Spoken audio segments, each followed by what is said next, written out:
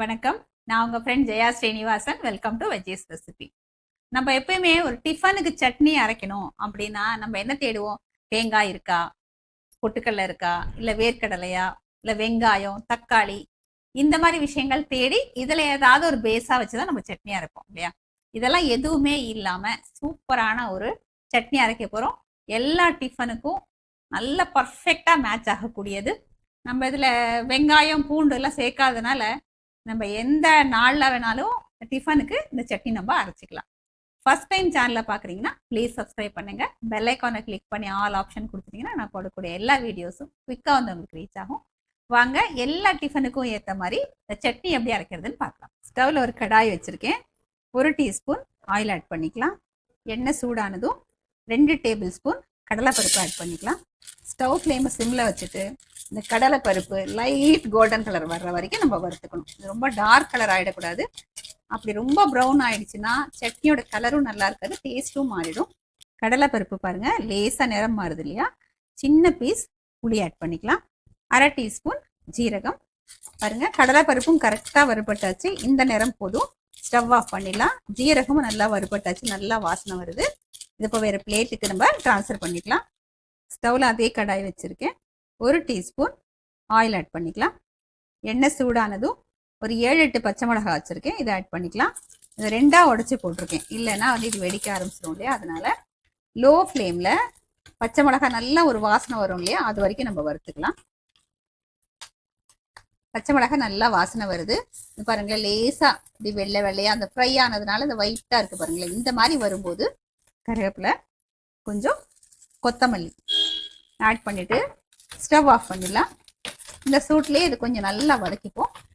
இது நல்லா சூடு ஆறட்டும், அதுக்கப்புறம் நம்ம பார்க்கலாம். நம்ம வறுத்து வச்ச கடலைப்பருப்பு நல்லா சூடு ஆறியாச்சு. மிக்சி ஜாரில் ஆட் பண்ணிக்கலாம். இதை ஃபஸ்ட்டு அரைச்சி எடுத்துப்போம், தண்ணி எதுவும் சேர்க்க வேண்டாம். கடலைப்பருப்பு அரைச்சாச்சு. நம்ம வதக்கி வச்ச பச்சை மிளகாய் அதெல்லாமே சூடு ஆறியாச்சு. இதையும் இப்போ மிக்சி ஜாரில் ஆட் பண்ணிக்கலாம். இந்த சட்னிக்கு தேவையான அளவு உப்பு ஆட் பண்ணிக்கலாம். ஃபஸ்ட்டு தண்ணி ஆட் பண்ணாமல் அரைச்சிட்டு அதுக்கப்புறம் கொஞ்சம் கொஞ்சமாக தண்ணியை சேர்த்து நம்ம அரைச்சிக்கணும். இது ரொம்ப கெட்டி சட்னியாகவும் இருக்காது, ரொம்ப தண்ணி சட்னியாகவும் இருக்காது, மீடியமாக இருக்கும். நான் அரைச்சிட்டு வந்துட்டு உங்களுக்கு காமிக்கிறேன். சட்னி அரைச்சாச்சு. கன்சிஸ்டன்சி பாருங்கள், இந்த மாதிரி இருக்கணும். இந்த அளவுக்கு ரொம்ப கெட்டியாக இல்லாமல் தண்ணியாக இல்லாமல் இருக்கணும். மிக்சி ஜாரில் கொஞ்சமாக தண்ணியை சேர்த்து நல்லா மிக்ஸ் பண்ணி இதில் ஆட் பண்ணிக்கலாம். இந்த மாதிரி கன்சிஸ்டன்சியில் இருந்ததுன்னா நமக்கு டிஃபனுக்கு தொட்டு சாப்பிட்றதுக்கு ரொம்ப நல்லாயிருக்கும். ஸ்டவ்வில் அதே கடாய் வச்சுருக்கேன். நம்ம சட்னிக்கு தாளிச்சிடலாம். 1 டேபிள் ஸ்பூன் ஆயில் ஆட் பண்ணிக்கலாம். எண்ணெய் சூடானதும் 1 டீஸ்பூன் கடுகு. கடுகு வெடித்ததும் 1/2 டீஸ்பூன் உளுத்தம்பருப்பு, ஒரு காஞ்ச மிளகா 2ஆக உடைச்சி போட்டுக்கலாம். கொஞ்சம் கருவேப்பிலை, 1/4 டீஸ்பூன் பெருங்காயத்தூள். எல்லாத்தையும் நல்லா மிக்ஸ் பண்ணிவிட்டு சர்வ் ஆஃப் பண்ணிடலாம். நம்ம தாளித்ததை சட்னியில் ஆட் பண்ணிடுவோம். சட்னிக்கு தாளிச்சாதான் பாருங்கள் நல்லா வாசனையாக இருக்கும். எல்லா டிஃபனுக்கும் பர்ஃபெக்டாக மேட்ச் ஆகிற மாதிரியான டேஸ்டி சட்னி சர்விங்க்கு ரெடி. இந்த சட்னியை நான் இன்னைக்கு தோசையோட சர்வ் பண்ண போகிறேன். வாங்க இந்த தோசையோட இந்த சட்னி எப்படி இருக்குன்னு டேஸ்ட் பண்ணி பார்த்துடலாம். அட்டகாசமாக இருக்குங்க. இந்த கொத்தமல்லி வாசனையும் இந்த கடலைப்பருப்பு வறுத்து அரைச்சிருக்கோம் இல்லையா, அந்த வாசனையும் ஒன்றோட ஒன்று நல்லா அப்படியே டாமினேட் பண்ணுது. ரொம்பவே அருமையாக இருக்குது. கொஞ்சம் காரம் தூக்கலாக இருக்குது. ஆனால் டிஃபனுக்கு அந்த மாதிரி இருந்தால் எப்பவுமே சாப்பிட்றதுக்கு ரொம்பவே நல்லாயிருக்கும். நம்ம இன்னைக்கு இதில் வெங்காயம், பூண்டு எதுவுமே சேர்க்காம நம்ம அரைச்சிருக்கோம்.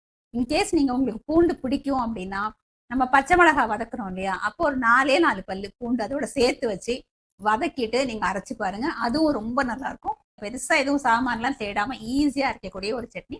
கண்டிப்பாக எல்லாருமே ட்ரை பண்ணி பாருங்கள். எப்படி வந்ததுன்னு கமெண்ட்டில் சொல்லுங்கள். லைக் பண்ணுங்கள், உங்கள் ஃப்ரெண்ட்ஸ் அண்ட் ஃபேமிலியை ஷேர் பண்ணுங்கள். புது ரெசிபி நாளைக்கு நான் உங்களை மீட் பண்ணுறேன். தேங்க்ஸ் ஃபார் வாட்சிங்.